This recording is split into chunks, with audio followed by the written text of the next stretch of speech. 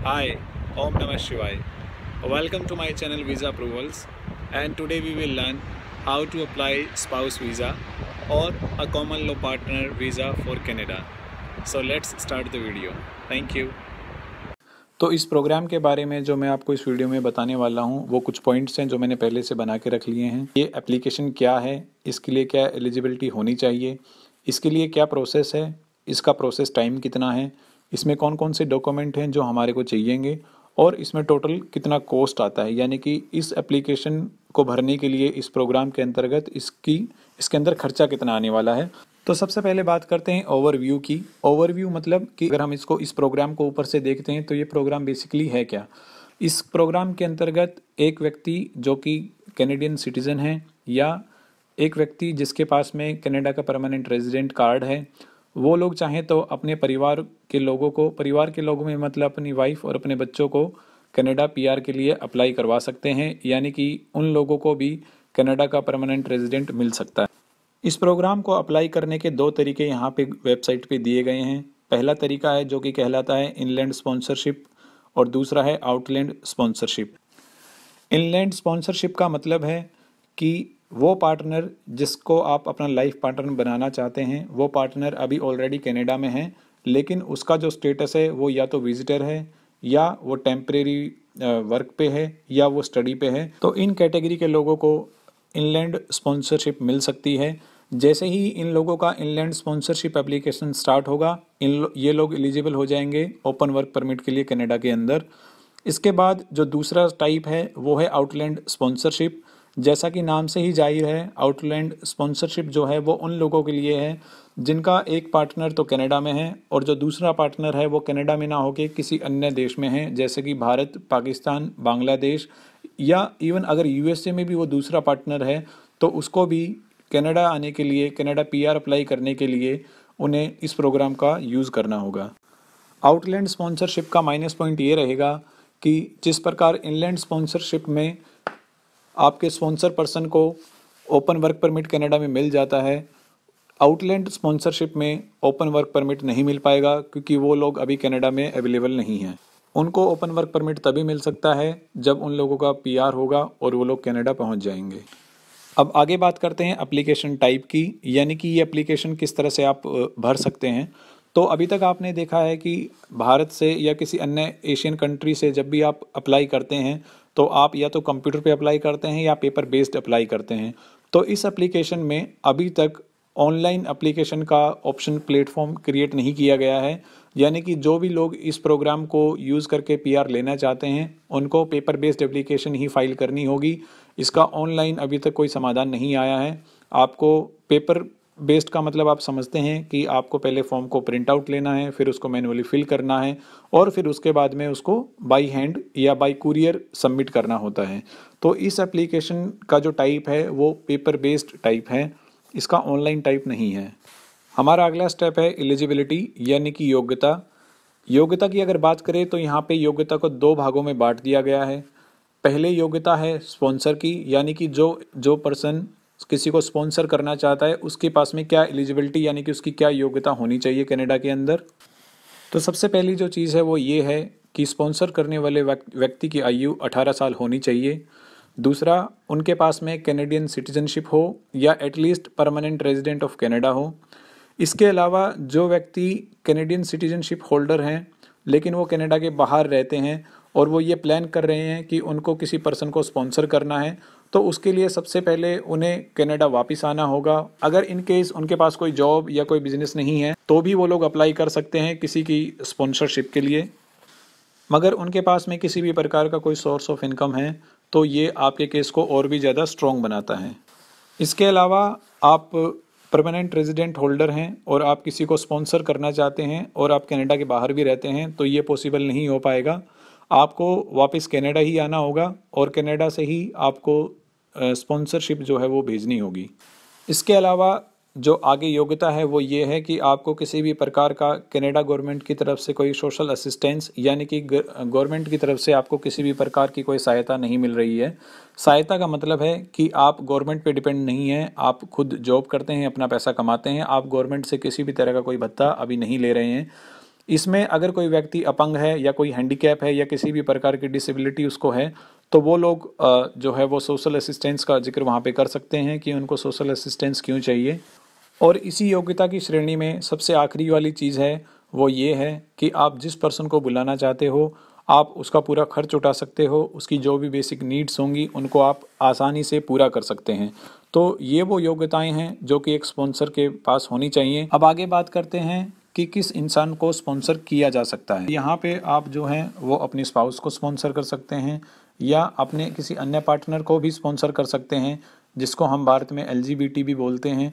उसकी उम्र कम से कम 18 वर्ष होनी चाहिए।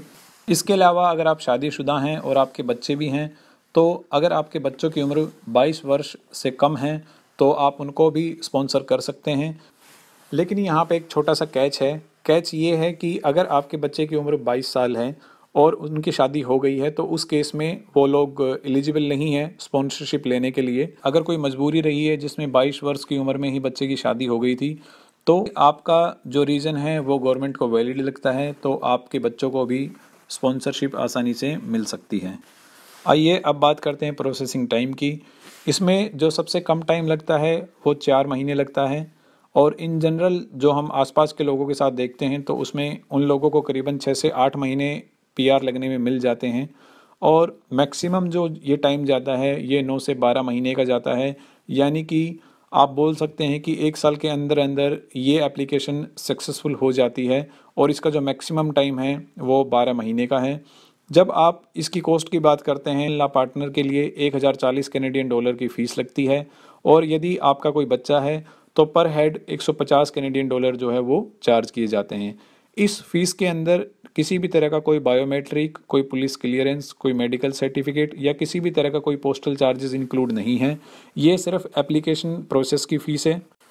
अगला जो सेक्शन है वो है डॉक्यूमेंट का। तो हिंदुस्तान, पाकिस्तान, बांग्लादेश या कोई भी देश है जहाँ पे कोई भी व्यक्ति इस प्रोग्राम के तहत PR अप्लाई करवाना चाहता है या किसी को स्पॉन्सरशिप देना चाहता है, तो ये डिपेंड करता है केस टू केस और पर्सन टू पर्सन। तो उसकी जानकारी के लिए हमारे को कौन से फॉर्म लगेंगे उसके अंदर, उसके लिए हम जो CIC की वेबसाइट है वहाँ पे जाएंगे। वहाँ पे जो भी हमारी एलिजिबिलिटी या जो भी हमारा क्राइटेरिया है या जो भी हमारा सिनेरियो है उसको हम सेलेक्ट करेंगे। तो उसके मुताबिक हमारे सामने एक चेक लिस्ट आ जाएगी फॉर्म्स की कि हमारे को ये वाले फॉर्म्स भरने हैं और ये वाले फॉर्म्स हमें भर के कहाँ पे भेजने हैं। तो क्योंकि ये एप्लीकेशन जो है ये टोटली पेपर बेस्ड है तो इसमें पेपर वर्क बहुत सारा होगा। इस प्रोग्राम की खास बात ये है कि आपको इस प्रोग्राम के तहत किसी भी तरह का कोई आइल्स का टेस्ट नहीं देना है और ना ही कोई एजुकेशनल असेसमेंट आपको कराना है जो कि WES करती है।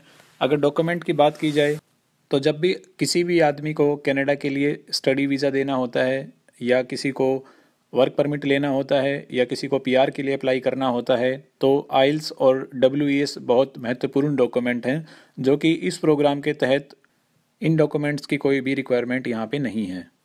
तो डॉक्यूमेंटेशन की श्रृंखला में सबसे पहले जो है वो आपके लिए मैंडेटरी है कि आपको इमिग्रेशन फॉर्म्स जो कि IRCC की वेबसाइट पर अवेलेबल हैं वहाँ से आपको सारे फॉर्म्स जो हैं वो डाउनलोड कर लेने हैं। उन फॉर्म्स के अंदर बहुत सारे क्वेश्चंस होंगे, जैसे कि आप कब मिले, आप कहाँ रहते हो, आप एक दूसरे को कैसे जानते हो, आप लोगों ने कितना समय एक साथ बिताया है, आपकी फैमिली में कौन कौन है, आपकी शादी में कितने लोग आए थे, कितने लोगों ने आपकी शादी का फंक्शन अटेंड किया है, या और कौन कौन रिश्तेदार हैं जिनके यहाँ पे आप शादी के बाद गए थे। आपके पास किसी भी तरह का कोई भी फ़ोटोग्राफ हो, किसी भी तरह का कोई भी एक प्रूफ जो कि ये प्रूफ करता हो कि जो आप इन्फॉर्मेशन दे रहे हो उसको आप बाद में सपोर्ट भी कर सकते हो। तो उन फॉर्म्स को भरने के लिए कम से कम आपको 2 से 3 हफ्ते का टाइम लेना है। आप आराम से इन फॉर्म्स को भरिए ताकि आप जो भी इन्फॉर्मेशन उस फॉर्म के अंदर डालें उन सबको आप बाद में प्रूफ भी कर सकें। अगला जो डॉक्यूमेंट है वो दोनों पार्टियों के लिए सेम रहेगा, यानी कि दोनों पार्टियों का पासपोर्ट लगेगा। अगर कोई PR कार्ड होल्डर है तो उनका PR कार्ड की कॉपी लगेगी। उसके साथ में अगर आपका आधार कार्ड है, आपका कोई मैरिज सर्टिफिकेट है तो वो भी आपके जो है वो प्रूफ ऑफ आइडेंटिटी में माना जाएगा। इसके बाद नेक्स्ट है proof of status in Canada, यानी कि कनाडा में आपका क्या स्टेटस है। अगर आप स्टडी वीज़ा पे हैं तो आपको स्टडी वीज़ा की कॉपी देनी होगी। अगर आप टूरिस्ट हैं, वर्क परमिट है, या अगर आप यहाँ से स्पॉन्सर किसी को कर रहे हैं तो आपको अपना PR कार्ड या फिर आपको अपना पासपोर्ट जो है वो आगे देना होगा। पासपोर्ट आगे देने होने का मतलब है कि आपको अपने पासपोर्ट की कॉपी देनी होगी। कभी कभी शक होने पर इमिग्रेशन ऑफिसर जो है वो बर्थ सर्टिफिकेट की भी डिमांड कर लेता है, तो आपको अपना बर्थ सर्टिफिकेट भी अरेंज करके रखना है। इसके बाद आता है पुलिस क्लियरेंस सर्टिफिकेट, यानी कि जिस देश में आप रहते हो, जिस जगह पे आप रहते हो, तो आप उस जगह पे कम से कम पिछले 6 महीने से रह रहे हो और वहाँ के पुलिस स्टेशन से आपको अपना पुलिस क्लियरेंस सर्टिफिकेट जो है वो लेना होता है। पुलिस क्लियरेंस सर्टिफिकेट आजकल ऑनलाइन भी अवेलेबल है। उसके बाद आता है जब आप अपने सारे डॉक्यूमेंट्स कनाडा भेज देते हो तो आपको एक मेडिकल एग्जामिनेशन से भी गुजरना होता है। सबसे most important point, proof of relationship, यानी कि आपका जो रिलेशनशिप है उसका आपको प्रूफ देना है। तो उसके लिए जो आप डॉक्यूमेंट लगा सकते हो वो डॉक्यूमेंट बहुत ही महत्वपूर्ण रोल अदा करते हैं। इस डॉक्यूमेंट श्रृंखला में सबसे महत्वपूर्ण जो डॉक्यूमेंट है वो है आपका मैरिज सर्टिफिकेट। यदि आपके पास मैरिज सर्टिफिकेट नहीं है तो सबसे पहले आपको अपना मैरिज सर्टिफिकेट बनवा लेना है, उसके बाद ही एप्लीकेशन भरना स्टार्ट करना है। उसके बाद है आपको कम से कम 20 ऐसे फ़ोटो आपको अपने प्रस्तुत करने हैं जिसमें आपके रिलेशनशिप के बारे में हो। वो फ़ोटोज़ जो हैं वो शादी के पहले के भी हो सकते हैं, शादी वाले दिन के भी हो सकते हैं, शादी के बाद के भी हो सकते हैं। यदि दोनों ही केसेस में अगर आप कहीं रेस्टोरेंट में गए हो, आप कहीं सिनेमा गए हो, या आप किसी हनीमून पे गए हो, या किसी भी तरह की आप लोगों ने कोई फैमिली ट्रैवलिंग की है, तो कहीं के भी फ़ोटोज़ हों जो कि ये साबित करते हों कि आप लोगों का रिलेशनशिप जो है वो बहुत ही डीप है और काफ़ी पुराना है, तो ऐसे फ़ोटोग्राफ्स कम से कम आपको 20 अपने पास रख लेने हैं। एक फैमिली बॉन्डिंग जो है वो यहाँ इन फ़ोटोज़ में देखी जा सकती है। इसके साथ में आप अपना फेसबुक, इंस्टाग्राम या किसी भी तरह का जो सोशल अकाउंट आप यूज़ करते हैं उसकी चैटिंग का स्क्रीनशॉट आप प्रिंट आउट लेके अपनी फाइल के लिए सपोर्टिंग में लगा सकते हैं। और ये भी आप कर सकते हैं कि उसके अंदर आप अपने सोशल अकाउंट की डिटेल्स भर दें। तो कोई भी ऐसा महत्वपूर्ण समय जो आप लोगों ने एक साथ बिताया है उसके बारे में भी आप वहाँ पे मेंशन कर सकते हैं। तो ये सब चीज़ें जो कि प्रूव करती हैं कि आप लोगों का जो रिलेशनशिप है वो एक स्ट्रॉन्ग रिलेशनशिप है और उसका ये सब एज एविडेंस आप उनको प्रोवाइड कर रहे हो। इसके अलावा यदि आप लोगों ने कोई ऑनलाइन परचेजिंग की है एक दूसरे को गिफ्ट देने के लिए, तो आप उस ऑनलाइन परचेजिंग का ट्रांजैक्शन या कोई इनवॉइस या कोई बिल आपके पास है वो भी आप अपनी फाइल में सब एज ए सपोर्टिंग डॉक्यूमेंट लगा सकते हैं। इसके अगले वाला पॉइंट है प्रूफ ऑफ प्रीवियस रिलेशनशिप, यानी कि यदि आप ऑलरेडी मैरिड थे और आपका कॉमन लॉ पार्टनर आपसे शादी करना चाहता है, यानी कि ये आपकी सेकंड मैरिज है, तो आपके पास में पहली मैरिज का जो पूरा प्रोसेस है वो आपने फिनिश कर दिया है, उसका आपको एविडेंस देना होगा। यानी कि यदि आपकी शादी पहले हो चुकी है और आप एक डाइवोर्सी हैं तो आपको अपना डाइवोर्सी सर्टिफिकेट जो है या डाइवोर्सी डॉक्यूमेंट जो कि आपको कोर्ट की तरफ से इशू हुए हैं वो आपको यहाँ पे सबमिट करने होंगे, यानी कि फ़ाइल में आपको अटैच करने होंगे। इसके बाद में प्रूफ ऑफ पेमेंट, तो पेमेंट आपको ऑनलाइन पे कर देनी है और उसका जब आप प्रिंट आउट निकालेंगे वो प्रिंट आउट भी आपको अपनी फ़ाइल में ऐड कर देना है। तो अभी तक का जो टोटल प्रोसेस है उसके अंदर सबसे पहले आपको अपनी योग्यता देखनी है, फिर उसके बाद में अपने सारे डॉक्यूमेंट्स को आपने इकट्ठा कर लेना है, कौन कौन से डॉक्यूमेंट हैं जो आपको चाहिएंगे, और जो भी इन्फॉर्मेशन आप उसमें भर रहे हैं उस इन्फॉर्मेशन के लिए आपको सपोर्टिंग डॉक्यूमेंट इकट्ठे कर लेने हैं। फिर उनको एक जगह पे सबको कंपाइल कर लेना है, एक फ़ाइल के अंदर रख लेना है, और सारी इन्फॉर्मेशन जो कि आपकी सही है वो आपको उन फॉर्म्स में भरनी है। कहाँ कहाँ पे आपको सिग्नेचर करना है उन सभी पॉइंट्स पे आपको सिग्नेचर कर देना है, कोई भी पॉइंट ब्लैंक नहीं रखना है। कोई भी स्पेस जहाँ पे लिखा है कि सिग्नेचर ऑफ कैंडिडेट तो वहाँ पे आपको सिग्नेचर ऑफ कैंडिडेट भर करना है, कोई भी सिग्नेचर ऑफ कैंडिडेट का स्पेस ब्लैंक नहीं छोड़ना है। और इसके बाद में सबसे ज़रूरी चीज़ है कि आपको किसी ट्रस्टेड कुरियर सर्विस से ही ये जो डॉक्यूमेंट्स हैं ये आपको कनाडा कुरियर करने होंगे। कुरियर करने से पहले एक बार फिर से आप अपना जो फॉर्म आपने फिल किए हैं, जो डॉक्यूमेंट आपने अटैच किए हैं उनको डबल क्रॉस चेक कर लें, क्योंकि अगर एक बार आपकी एप्लीकेशन गलत हो गई तो वो एप्लीकेशन फिर से आपका 2 से 3 महीने का टाइम जो है वो टोटली ख़राब कर देगी। वहाँ से एप्लीकेशन का बंडल आपका वापस आ जाएगा। जो लोग विद इन कनाडा अप्लाई कर रहे हैं उनको अपनी एप्लीकेशन बंडल जो है मिसिसागा ओंटारियो भेजनी है, और जो लोग आउटसाइड कनाडा अप्लाई कर रहे हैं तो उन लोगों को अपनी एप्लीकेशन बंडल जो है वो सिडनी, नोवा स्कोटिया भेजनी होगी। तो ये था इस प्रोग्राम के बारे में। अब अगर इस प्रोग्राम के बारे में आपको कोई भी पॉइंट डिटेल से समझना चाहते हो तो उन आने वाले समय में मैं उन सभी पॉइंट्स को लेके एक अलग से वीडियो क्रिएट करूँगा जिसमें आप आसानी से स्टेप बाय स्टेप हर चीज़ को समझ सकते हो। अगर आपको स्पाउस को स्पॉन्सर करना है तो उसके क्या प्रोसेस आपको फॉलो करने होंगे। धन्यवाद। आप लोगों का दिन शुभ रहे। ओम नमः शिवाय।